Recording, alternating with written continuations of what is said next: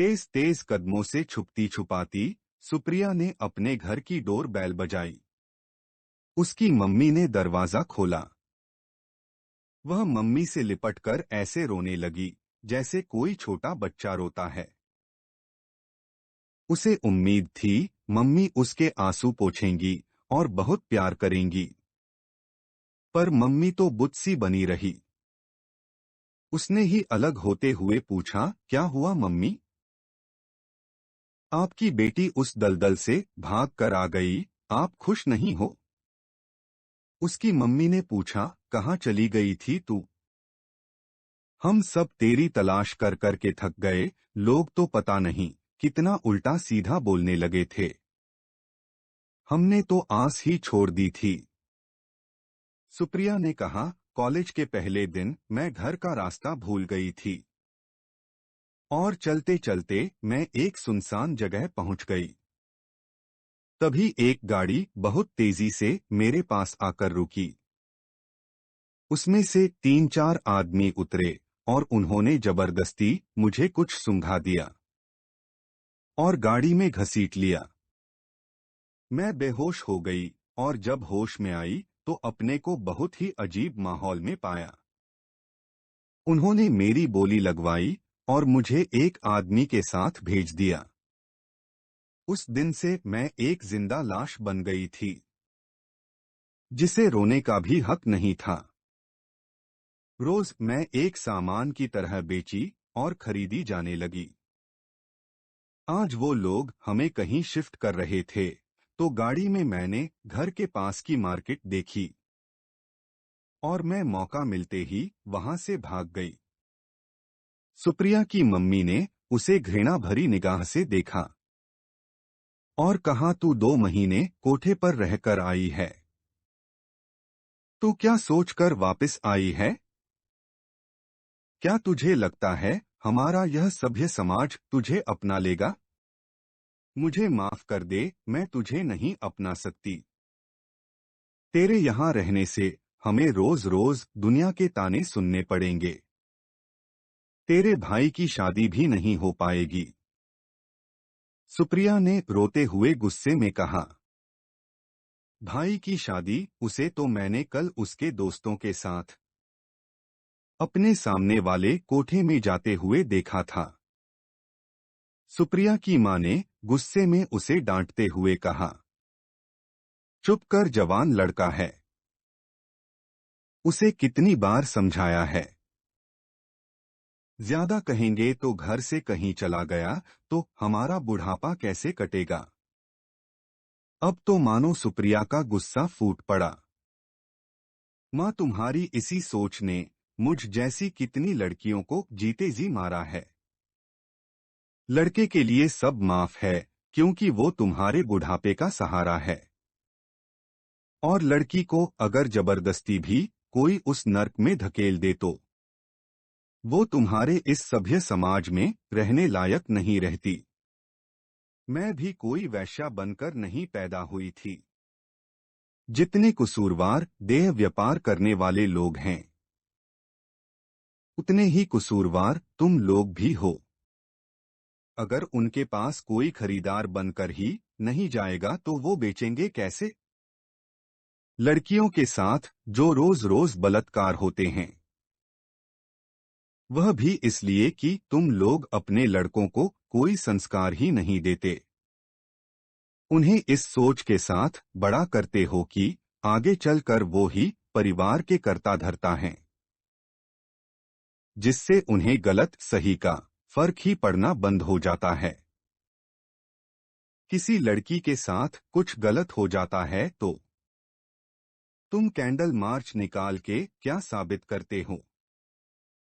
कोठे पर जाने वाले लड़के की तो शादी हो सकती है, पर कोठे पर रहने वाली लड़की जो वहां एक जिंदा लाश की तरह रह रही थी, उसे तुम्हारा यह सभ्य समाज नहीं अपनाएगा।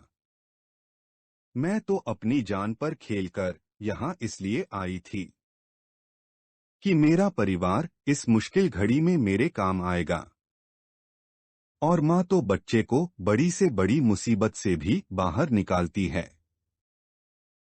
पर तुम लोग तो मुझे ही गलत ठहरा रहे हो। जब तक आसपास थोड़े बहुत लोग भी एकत्रित हो चुके थे। सुप्रिया की माँ और भाई ने उससे माफी मांगी और सब लोगों ने मिलकर कहा, आप लोग घबराइए नहीं, आप लोग अकेले नहीं हैं। सुप्रिया ने हम सब की आंखें खोल दी हैं। हम सब मिलकर पुलिस स्टेशन जाएंगे और उन लोगों को पकड़वाने में पुलिस की मदद करेंगे। आज से सुप्रिया सिर्फ आपकी ही बेटी नहीं है, वो हम सब की भी बेटी है। Supriya rang the doorbell of her house, hiding herself with her fast steps. His mother opened the door. She hugged her mother and started crying like a small child. She hoped that her mother would wipe her tears and love him very much.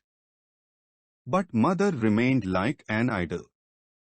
While separating, she asked, "What happened, mummy?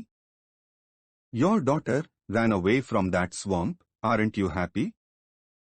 Her mother asked, "Where did you go?" "We all got tired of searching for you, I don't know." How many people started speaking wrong?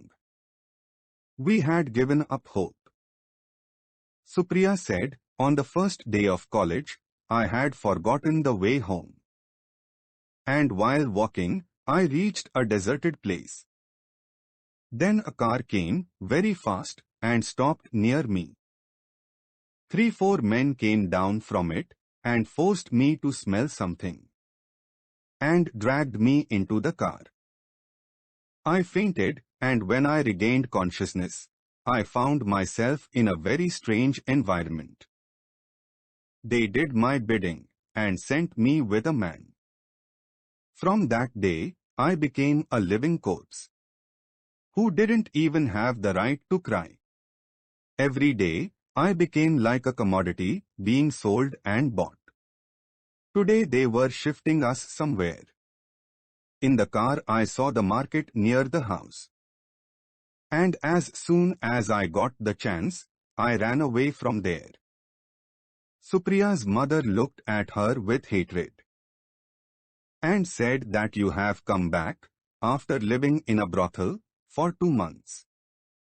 What are you thinking of coming back? Do you think our civilized society will accept you? Forgive me, I can't accept you.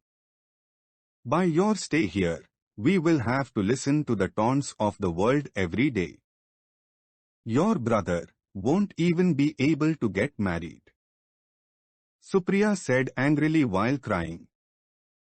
"Brother's wedding, I saw him yesterday with his friends. Had seen him in front of me going into the brothel." Supriya's mother said angrily, scolding her. "Shut up. How many times have I explained it to him? In other words, if he go away from home, how will we survive our old age?" Now it seems as if Supriya's anger has burst out. "Mother, this thinking of yours has killed so many girls like me in their lifetime. Everything is forgiven for the boy because he is your support in old age. And if someone pushes the girl into that hell even by force, she is not fit to live in this civilized society of yours. I too was not born a prostitute. There are so many criminals and people involved in prostitution. You people are also equally guilty. If no one comes to them as a buyer, then how will they sell?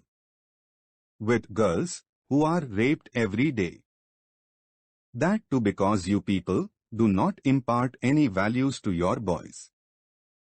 You raise them with the thought that in future they will become the breadwinner of the family, due to which they stop discriminating between right and wrong. If something goes wrong with a girl, What do you prove by taking out a candle march? The boy who goes to the brothel can get married. But the girl living in the brothel, who was living there like a living corpse, this civilized society of yours will not accept her. That's why I came here, risking my life. That my family will help me in this difficult time. And the mother brings the child out of even the biggest problems. But you people are blaming me only. By then, a few people had gathered around. Supriya's mother and brother apologized to her. And everyone said together, "Don't worry, you guys are not alone. Supriya has opened the eyes of all of us. Together we will go to the police station and will help the police in arresting those people. From today, Supriya is not only your daughter. She is the daughter of all of us too."